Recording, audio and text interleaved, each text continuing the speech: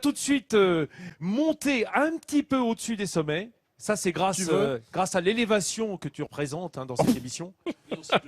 Ah là, on va extraordinaire. On ne va pas avoir besoin de drone cette semaine puisqu'on est déjà au-dessus de tout. Donc c'est formidable. On va découvrir une des activités qui se pratiquent ici à Samoins et qui permet de découvrir la vallée d'une manière un peu différente et sans doute une des plus belles manières, à savoir le parapente. On va s'envoler au-dessus de la vallée de Samoins avec Théophile et avec Philippe.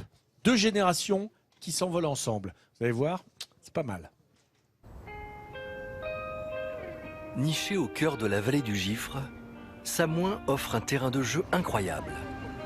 Si certains optent pour le ski traditionnel, d'autres sont à la recherche de nouvelles sensations. Théophile? C'est ça. Ah, ok. Philippe. Bonjour. Tu vas bien? Et vous? Impeccable. Voilà, bah écoute, génial, première fois? Première fois, ouais. Ouais, bah écoute, t'es bien équipé, pas de soucis. Voilà, un petit casque. Originaire de la vallée, Théophile a eu envie de découvrir autrement ce coin de montagne qu'il connaît par cœur, vu d'en haut, en parapente. Et en plus, ils nous ont damé le décollage. Ah ouais? Donc c'est parfait. C'est avec Philippe, moniteur de parapente depuis 30 ans, qu'il va plonger dans les nuages. J'en ai parlé à ma copine qui m'a offert ça pour mon anniversaire et puis elle m'a pris le rendez-vous aujourd'hui. C'est une sensation un peu forte, je pense, donc moi ça m'attire un peu, donc voilà, autant essayer. En fait, au départ, c'est un harnais, il faut que tu sois souple pour pouvoir courir. Une fois en l'air, je te dirais, vas-y, tu peux t'installer. Tu relèves bien haut tes genoux, tu laisses bien aller le dos au fond, tu dois être assis comme dans un fauteuil. Et ben, la première fois que j'ai vu décoller un parapente, c'était ici, en 1986. Je marchais, et puis quand j'ai vu 2 parapentes décoller, je dis tiens, c'est une bonne manière de redescendre sans se faire mal aux genoux, je vais essayer. Et l'été suivant, j'ai fait mon premier stage pour apprendre. Une fois la voile de 41 mètres carrés dépliée, les dernières consignes sont données et l'adrénaline peut enfin monter. Ben voilà, on n'a jamais été aussi près. Ça va? Tu t'y sens? J'appréhende un peu.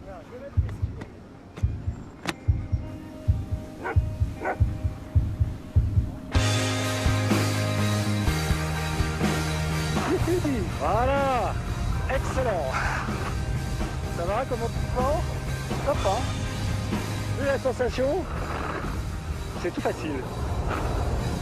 Et c'est parti pour 15 minutes de descente, de paysages à couper le souffle et surtout de frissons.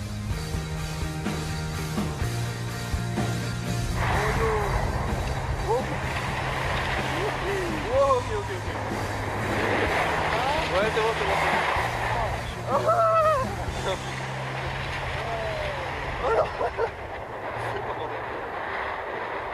1000 mètres plus bas, c'est au cœur de Samoins qu'a lieu l'atterrissage. Théophile peut enfin se remettre de ses émotions.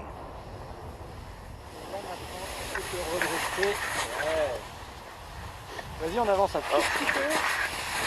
Pour faire retomber la voile légèrement. Te voilà libre. Bah c'était super. Ouais, c'était le décollage c'était un peu ça faisait un peu peur, puis les petits virages looping là qui m'a fait faire aussi, puis sinon super bonne sensation. Avec plus d'une centaine de baptêmes en parapente chaque année, Philippe fait découvrir la Haute-Savoie comme personne. Là-haut, peu importe les saisons, le spectacle demeure époustouflant. Stéphane Thébault, émotion bien légitime quand même. Oui, parce au que moment où on se pose. c'est un moment grandiose que de faire ça. Moi, j'ai eu l'occasion de le faire plusieurs fois. À Annecy, tu le sais, il y a Taloir qui est à côté. C'est un des grands sites de parapente en France. C'est très soft au démarrage, c'est très soft à l'arrivée. Alors, hormis effectivement si le binôme qui est juste derrière s'amuse à faire une torche, là, ça peut commencer à devenir un peu violent.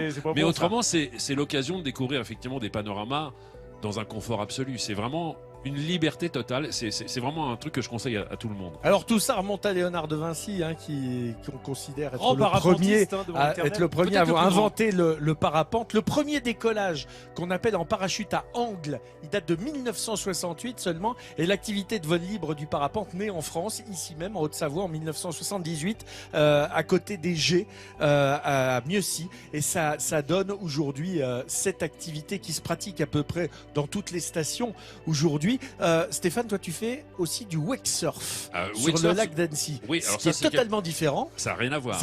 Rien à voir. Mais c'est très soft aussi le wake surf. Oui. Alors, il faut faire la différence entre le wakeboard et le wake surf.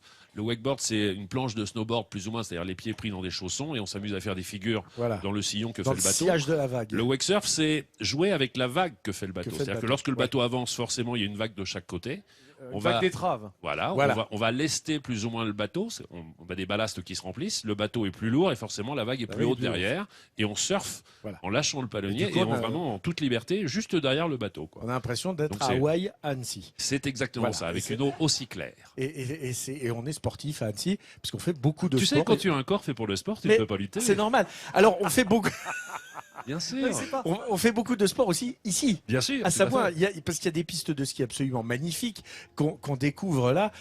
C'est un grand massif. C'est d'ailleurs le nom de cette station. Le Grand Massif, association de 5 villes et villages, Flède, les Carrosses d'Arrache, Morillon, Samoin, Six Fer à cheval. 141 pistes de ski ici. Station qui est née, Laurent, je crois, à l'hiver 82-83. Si tu le dis, ça doit être ça. Ça- Sûrement. Mais là, je t'avoue que je ne connais pas la date.